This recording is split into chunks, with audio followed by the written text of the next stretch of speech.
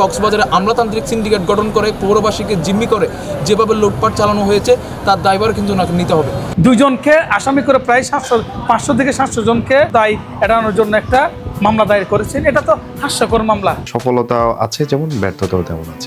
হাইকোর্টের নির্দেশ যে না মানা, আরো অনেকগুলো বিষয় আছে যেগুলো তার ব্যর্থতার পরিচয় হিসাবে আমরা কক্সবাজারের মানুষ স্মরণ করব। ওনার যে প্রত্যাহারের যে খবর এসেছে সেই প্রত্যাহার খবর শুনে আসলে আমার ভালো লাগছে এবং খুশি হয়েছি, এবং আমি বলবো একজন কক্সবাজার জেলার প্রশাসক হিসেবে উনি সর্বোচ্চটা দিতে পারেনি, এবং কক্সবাজার জেলা প্রশাসক হিসেবে উনি সরাসরি ব্যর্থ বলে আমি মনে করছি। ওনার যে দায় সারা যে বিষয়টা এবং সকল দায় কিন্তু আসলে দেওয়া উচিত ছিল প্রথমত হচ্ছে ডিসিকে, কেননা এত বড় একটা আয়োজন, এত হাজার হাজার মানুষের সমাগমের মাধ্যমেও ওনার নেতৃত্বে এত বড় একটা টুর্নামেন্ট হওয়া সত্ত্বেও যে উনি প্রকৃতপক্ষে যে আইন শৃঙ্খলার বিষয়টা যে উনি নিয়ন্ত্রণ করতে পারেনি, এটা তার সর্বোচ্চ ব্যর্থতা। এবং কক্সবাজারে যে লুটপাট হয়েছে, সিন্ডিকেট বাণিজ্য হয়েছে, এবং তার নেতৃত্বে যে কক্সবাজারে আমলাতান্ত্রিক সিন্ডিকেট গঠন করে পৌরবাসীকে জিম্মি করে যেভাবে লুটপাট চালানো হয়েছে তার দায়ভার কিন্তু ওনাকে নিতে হবে। তবে উনি কক্সবাজারের জন্য একজন মানবিক ডিসি ছিলেন, সেটা আগে ছিলেন। 5 তারিখের পরে তিনি অনেকগুলো সামাজিক কাজ করেছেন। সর্বশেষ গিয়ে সে বাক্কালী নদী, আমাদের আবেগ, আমাদের বিবেক, আমাদের বসতি যেখানে আছে বাক্কালী নদী উচ্ছেদের পরিকল্পনাতে হচ্ছে উনি নীরব ভূমিকা পালন করেছে। ডিসি ফুটবল টুর্নামেন্ট, এখানে আপনারা দেখেছেন কিভাবে মানুষ হুমড়ে পড়েছে এবং একটা সিন্ডিকেটের কাছে কিভাবে বন্দী হয়েছিল।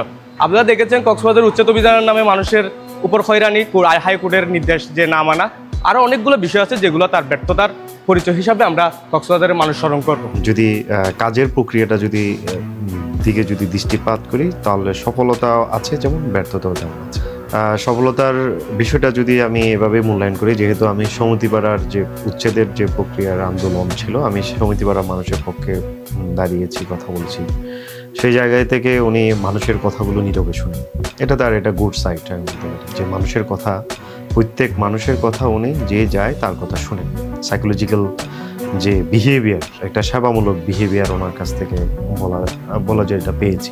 বিশেষ করে ভালো খারাপ একটা মানুষের জীবন, ভালো খারাপ মিলিয়ে জীবন, কিছু কিছু বিতর্কিত ইস্যু ছাড়া উনি আসলে মোটামুটি কক্সবাজারবাসীর জন্য বা কক্সবাজারবাসীর একটা অভিভাবক হিসেবে উনি মোটামুটি চেষ্টা করেছেন সেবা দেওয়ার। তবে কিছু কিছু ওনার বিতর্কিত ইস্যু, এক্ষেত্রে গিয়ে উনি চাইলে শহরটাকে সুসজ্জিত করার একটা পরিকল্পনা নিয়ে বাস্তবিক করতে প্ল্যান অনুযায়ী তিনি কাজ করতে পারতেন, কিন্তু আমরা দেখেছি গুটি কয়েক সিন্ডিকেট ব্যক্তিবর্গের মাধ্যমে তিনি একটি পুরা শহরকে তিনি সাজাতে চেয়েছিলেন। এবং একই সাথে আমি এটা বলবো, ওনার যে প্রত্যাহারের যে খবর এসেছে সেই প্রত্যাহার খবর শুনে আসলে আমার ভালো লাগছে এবং খুশি হয়েছি। এটা অবশ্যই বলা উচিত যে একজন জেলা ম্যাজিস্ট্রেট হিসেবে ওনার হাইকোর্টের যে অ্যাপ্লিকেশনগুলো আছে এগুলো আসলে দেখে শুনে করা উচিত ছিল।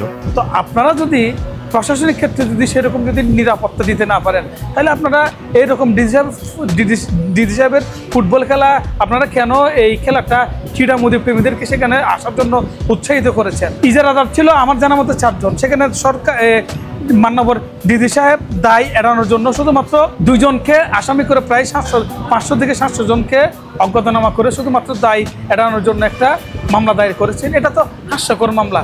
এবং যে নতুন ডিসি আসবেন উনি, আমরা আশা করব কক্সবাজার এবং কক্সবাজারবাসীর যে আকাঙ্ক্ষা, সেই আকাঙ্ক্ষা স্বরূপ উনি কাজ করবে এবং কক্সবাজারকে তিনি অন করবেন।